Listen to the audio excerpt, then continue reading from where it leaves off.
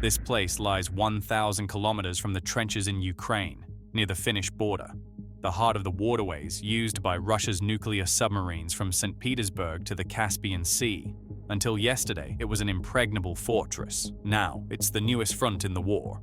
Ukrainian Special Operations Forces announced on October 4 that they had struck a Russian Buyan-M-class missile ship carrying Kalibr cruise missiles in Russia's Republic of Karelia. The missile ship Grad was sunk in Lake Onega at 4:31 a.m. local time. The vessel was reportedly sailing from the Baltic toward the Caspian Sea when the explosion ripped through its power compartment. The ship could carry missiles with nuclear warheads and had a 2,500-kilometer range. This was more than the loss of a warship. It shattered Russia's centuries-old strategic depth doctrine, the idea that vast geography protects the homeland from invasion, that such a target could be hit deep inside Russia's interior signals that geography is no longer a shield. Lake Onega is no ordinary body of water. It anchors the White Sea-Baltic Canal, a 227-kilometer network connecting Murmansk, home of the Northern Fleet, to the Baltic Sea via St. Petersburg.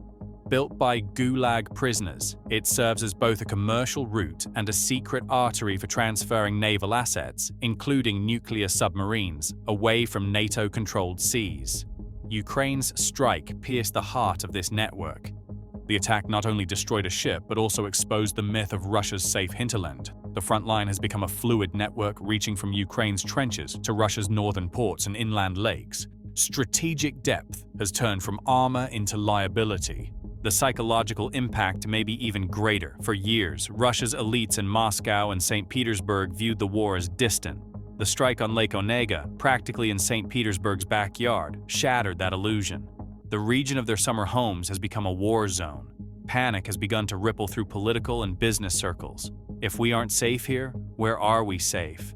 The Kremlin now faces an impossible choice: use advanced air defenses to hold the front lines or divert them to protect the vast interior. Nuclear bases, waterways, and industry, either option carries disaster. Weakening the front invites Ukrainian breakthroughs. Leaving the interior exposed allows further strikes deep into Russia. How the attack occurred remains unclear. Analysts propose two main theories. The first, Ukraine's long arm, points to long-range kamikaze drones such as the Lyuty, capable of flying over 1,000 kilometers through radar blind spots in Russia's sparsely populated north. The second, more alarming theory is that Ukrainian operatives or Russian partisans carried out sabotage from within Russia, a sign of internal collapse and intelligence failure. Regardless of how it happened, the message is clear. Russia has been struck at home. The loss of Grad and the exposure of the White Sea-Baltic Canal will cripple Russia's military logistics in the north and restrict the movement of its northern fleet.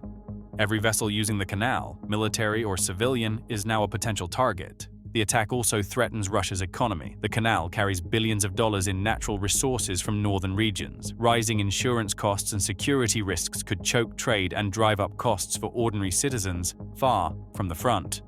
Ukraine's strike on Lake Onega also sets a dangerous precedent. Analysts warn that locks, dams, and bridges leading to Murmansk and Severodvinsk, crucial to Russia's nuclear deterrent, may be next. Defending such a vast area across 11 time zones is nearly impossible. The war has reached deep inside Russia's borders, undermining Putin's long-propagated image of an invincible army and secure homeland. Images of a burning ship near the Finnish border expose the fragility behind the propaganda. Social media is filled with outrage. Where is our air defense? How can St. Petersburg's outskirts be unprotected? This is more than a military loss. It is a blow to the regime's legitimacy. As the war's economic and psychological toll spreads, public faith in the Kremlin erodes. Putin's greatest fear, not losing territory but losing control of his people, is becoming reality. Ukraine's strike on Lake Onega has turned Russia's geography, once its greatest defense, into its greatest weakness. With intelligence, technology, and precision, Kyiv has proven that the Russian fortress can bleed in its own heartland. It was not only the Grad that sank in the cold waters of Onega, but also the myth of Russia's safety, its strategic depth, and its illusion of control. The flames rising from Lake Onega consume more than a ship. They burn away the idea of an untouchable Russia. The war is no longer confined to Donbass. It is being fought on the waterways to St. Petersburg, across Siberia's rails, and in the minds of Russian citizens. In this new kind of war, Russia has nowhere left to hide. Thanks for watching.